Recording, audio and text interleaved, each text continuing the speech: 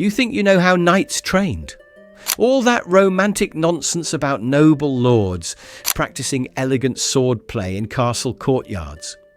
Well, hold on to your chainmail, because the reality of medieval knight training was brutal, bloody. We're talking about a system so harsh that most kids didn't even survive to see their 15th birthday. I'm about to reveal the shocking truth about how these legendary warriors were actually forged. From the twisted psychology used to break down children, to the savage training methods that would make modern military boot camps look like summer vacation. The journey from peasant boy to armoured death machine. It began with something called fostering.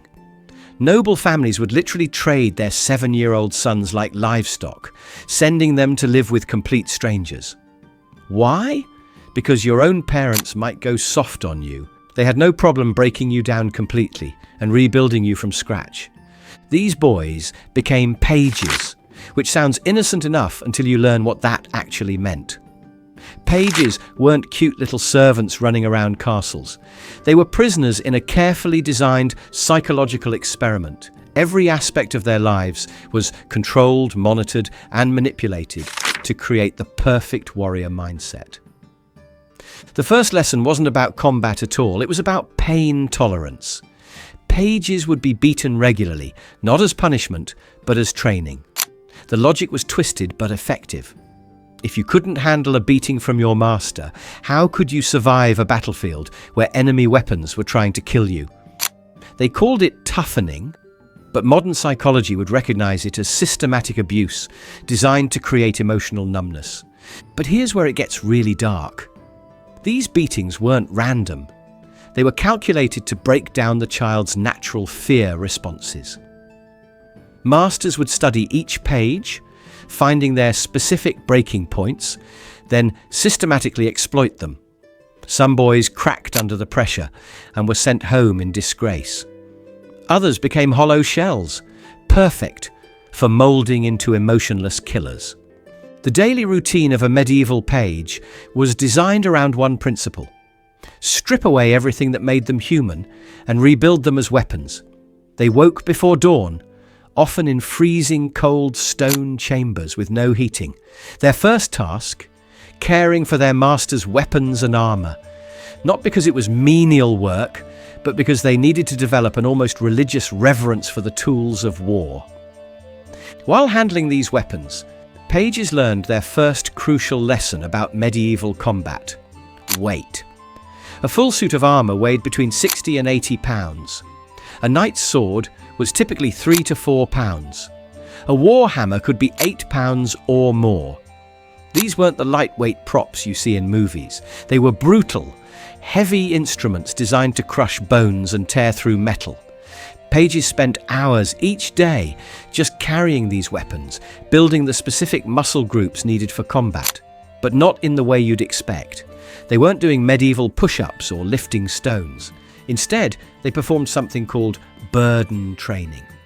Masters would load them down with progressively heavier combinations of armour and weapons, then force them to perform daily tasks.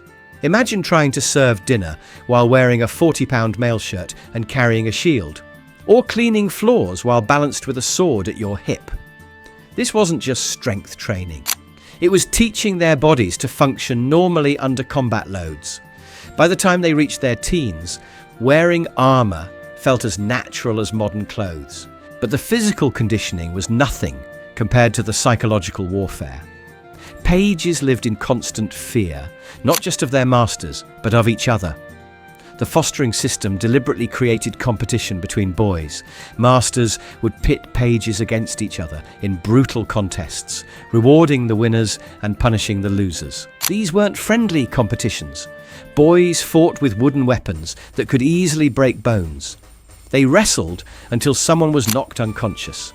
They competed in endurance challenges that pushed their bodies to the breaking point. The message was clear. Your fellow pages weren't your friends. They were obstacles to overcome. This competitive environment served a dual purpose. First, it identified natural leaders and fighters, but more importantly, it conditioned these future knights to see violence as normal, even necessary. By the time they graduated to squires, inflicting pain on others felt as natural as breathing. The training weapons deserve special attention because they reveal just how seriously medieval society took combat preparation. Forget those lightweight wooden swords you see in movies. Training weapons were often heavier than their real counterparts. Pages learned with wooden swords that weighed 6 or 7 pounds, nearly twice the weight of steel blades. Why make training harder than the real thing? Simple psychology. When you finally got to use a real sword in combat, it felt impossibly light and fast by comparison. Your strikes would be lightning quick because your muscles were conditioned to move much heavier weights. It's the same principle modern athletes use, but applied to medieval warfare. The wooden weapons weren't just heavy, they were designed to hurt. Training swords had rough edges that would leave splinters in your skin. Practice spears had blunted but solid tips that could still punch holes through leather armor. Wooden maces were essentially clubs that could crack skulls if you weren't careful. Pages fought with these brutal training weapons daily, often until blood was drawn. Masters encouraged this because they believed pain was the greatest teacher. If you made a mistake in practice and got hurt, you'd remember that lesson when your life depended on it in real combat. But here's what really separates medieval training from modern military preparation. These weren't adults who had volunteered for service. These were children, some as young as 7, being systematically conditioned to kill without hesitation or remorse. The psychological techniques used were sophisticated and deeply disturbing. Masters employed something we'd now recognize as classical conditioning. Every time a page successfully completed a violent task, they received rewards, food, praise, small privileges. But any sign of weakness or mercy was met with harsh punishment. Over time, the boys' brains literally rewired themselves to associate violence with positive outcomes and compassion with pain. The transformation didn't happen overnight. It took years of careful manipulation to turn a normal child into someone who could charge into battle swinging an axe at another human being's head. But by the time these pages became squires around age 14, the process was nearly complete. They had learned to suppress natural human emotions like fear, empathy, and self-preservation. They developed the physical strength and endurance needed for armored combat. Most importantly, they'd internalized the warrior mindset that would define the rest of their lives. But we've only scratched the surface of this medieval training system. What happened when pages graduated to squires was even more intense, more dangerous, and more psychologically damaging. The real combat training hadn't even begun yet.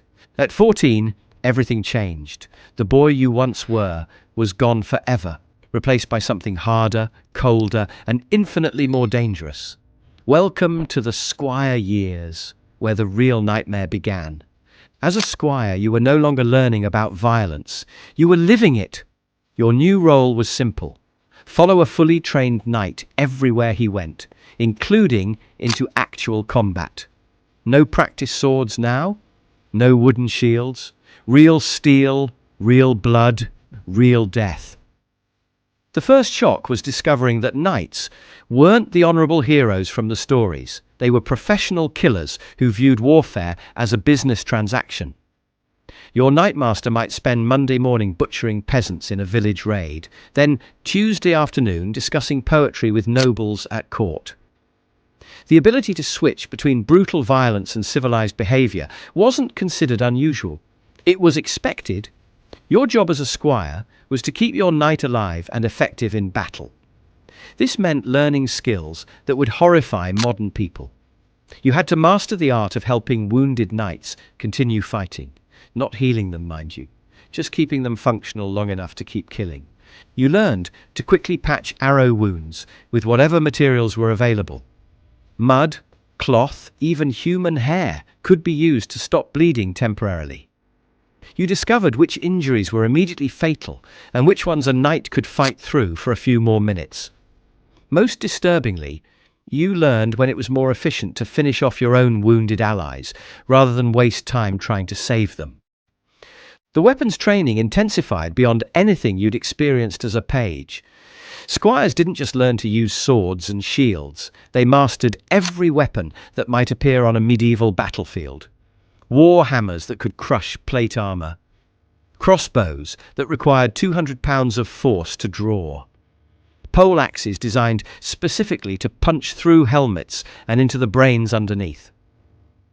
But the most important weapon wasn't made of steel, it was your horse. Medieval warfare was dominated by heavy cavalry, and learning to fight from horseback was like learning to pilot a fighter jet while someone shot arrows at your head. The physics alone were terrifying. A knight and horse charging at full speed created roughly 3,000 pounds of momentum. When that force hit an enemy line, bones didn't just break, they exploded. Training to fight on horseback meant learning to control your mount with your legs and body weight while your hands were busy with weapons.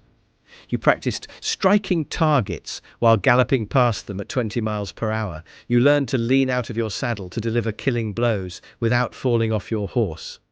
Most challenging of all, you mastered the lance. The lance wasn't just a long spear, it was a precisely engineered killing instrument that required perfect timing and body mechanics to use effectively.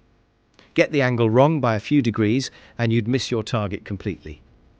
Get your grip wrong and the impact would tear the weapon from your hands or break your arm. Get your balance wrong and you'd be thrown from your horse at full speed, probably dying from the fall alone. Squires practiced lance work using a device called the quintain. Picture a wooden post with a rotating crossbar. On one end hung a shield target, on the other end a heavy sandbag. You'd charge the target with your lance, trying to strike it dead center. Hit it properly and the crossbar would swing away from you. Miss or hit it wrong and the sandbag would swing around and knock you off your horse.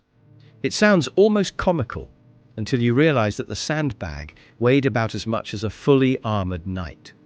Getting hit by it at speed could break ribs, dislocate shoulders, or cause concussions. Squires were regularly injured during quintain training, some seriously enough to end their knightly careers before they'd even begun. But physical injuries were nothing compared to what happened to their minds. The constant exposure to violence was changing their brain chemistry in fundamental ways. Modern neuroscience tells us that repeated trauma literally rewires neural pathways, especially in developing brains. These teenage squires were experiencing levels of violence and stress that would cause severe PTSD in modern soldiers, yet they weren't allowed to show weakness. Any sign of fear, hesitation, or emotional breakdown was met with brutal punishment. Knights believed that mercy was a luxury that got you killed on the battlefield. Better to break a squire's spirit completely than send him into combat with doubts that might cost both their lives. The psychological conditioning reached its peak during something called blooding. This was the moment when a squire killed another human being for the first time. It wasn't supposed to happen in a major battle where the squire might freeze up and get everyone killed. Instead, knights would arrange for their squires to participate in small raids or skirmishes where the outcome was already decided. The target might be a group of bandits, enemy messengers, or even just peasants from a rival lord's territory. The point wasn't military strategy.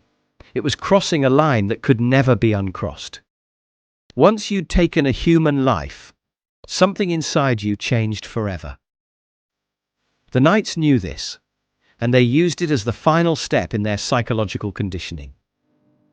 After blooding, squires reported feeling emotionally numb, disconnected from their former selves. They described it as watching their own actions from outside their bodies, as if someone else was controlling their movements. Modern psychology recognizes this as dissociation, a common response to severe trauma, but medieval knights saw it as the birth of a true warrior. The final test came around age 21, when squires were eligible for knighthood. But this wasn't a ceremony or graduation. It was a brutal examination that many didn't survive. The candidate had to prove they could function effectively in actual combat, not just training exercises. This meant participating in a real military campaign where their performance would be closely watched by experienced knights. They had to demonstrate not just fighting skill, but the ability to make life and death decisions under extreme pressure. Could they kill without hesitation? Could they follow orders even when those orders meant certain death for innocent people? Could they maintain discipline while watching their friends die around them? Those who passed became full knights, joining an elite brotherhood of professional warriors. But the cost was enormous. These men had been systematically stripped of normal human empathy and rebuilt as instruments of violence. They could no longer relate to ordinary people or live normal lives. War was all they knew, and war was all they were good for. The few records we have from former knights paint a disturbing picture of men haunted by what they'd become. Many struggled with what we'd now recognize as severe mental illness. They had nightmares, violent outbursts, and difficulty forming meaningful relationships. Some turned to alcohol or other substances to numb the pain. Others simply withdrew from society entirely. So there's your reality check about medieval knight training.